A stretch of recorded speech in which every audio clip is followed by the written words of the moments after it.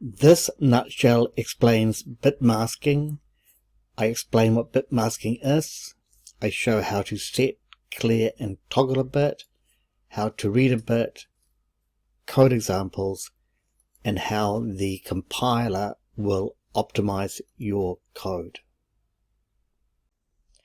And if you do find this nutshell helpful, please support the channel by liking the video and subscribing. When the microcontroller reads or writes to a register, all the 8 bits are read or written. However, at register level programming, we often want to change just one bit in the register without altering the other bits, or to read one bit in a register while ignoring the state of the other bits. Bit masking allows us to do this. The two procedures are: when changing a bit within the register, writing, first read the register byte into the CPU. Use bit masking to alter the one bit within the byte, then store the byte back into the register. For reading, when testing a bit within the register, reading, first read the register byte into the CPU. Use bit masking to clear the other bits within the byte, then use true or false to act on the remaining bit. Note the term set corresponds to 1 and clear corresponds to 0. The logical operators used in bit masking are the AND, OR, exclusive OR, and the shift left. And we can see the truth table of these logical operators here. Using AND, OR, and exclusive OR on our input X, we can see the result. If we AND X with 0, the result will be 0. If we AND X with 1, X won't change.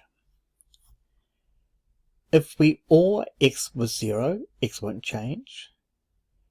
If we OR X with a 1, the result will be 1. If we exclusive OR X with 0, the result will be X. And if we exclusive OR X with a 1, the result will be not X. So the bitwise rules are: to clear a single bit within a byte, bitwise AND that bit with 0, the other bits with 1. To set a single bit within a byte, we bytewise OR that bit with 1, the other bits with 0. To toggle a single bit within a byte, we bitwise exclusive OR that bit with 1 and the other bits with 0. And finally, to test a bit within a byte, we bitwise AND the byte with only the bit to be tested set to 1. The code to set an individual bit within a register is shown here. Port C equals port C, bitwise ORed with 1 left shifted by 3. Shorthand is shown here. This code will set bit 3 and leave the other bits unchanged. If we want to set multiple bits, we can show the command here. We can look at the example below, looking at step by step. Port C is 0B11000011. We want to set bit 3 without changing the other bits. Looking at the command, the first step is 1. So we have the number 1 shown here. We left shift that by 3. So now the 1 is in the bit position 3. We bitwise OR that number with port C, and you'll see that then we set bit 3, and then we store the result back into port C. The code to clear an individual bit within a register is shown here. Port C equals port C, bitwise ANDed with the ones complement of 1 left shifted by 0. The shorthand is shown here. This will clear bit 0 and leave the other bits in the register unchanged. We can use this command to clear multiple bits. Looking at an example of this, port C is equal to 0B11000011. Step by step, looking at that command, we have 1 shown here. We left shift 1 by 0, which means it doesn't change the position. We take the 1's complement of that result, which means we invert the individual bits, and then we AND that value with port C. And you will see then the result as we have cleared bit 0 and we store the result back into port C. The code to toggle an individual bit within a register is shown here. Port C equals port C bitwise ORed with 1 left shifted by 5. The shorthand is shown here. This will invert bit 5 and leave all the other bits unchanged. Looking at the example below, we have port C as 0B11000011. Step 1, we have 1 shown here. We left shift 1 by 5, so now 1 is in bit position 5. We perform the exclusive OR with that value with port C, and then we store the result back into port C. And we can see that bit 5 is inverted, the other bits are unchanged.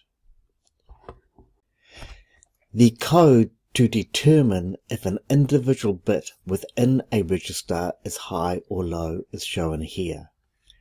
We have pin A bitwise ANDed with 1 left shifted by 3.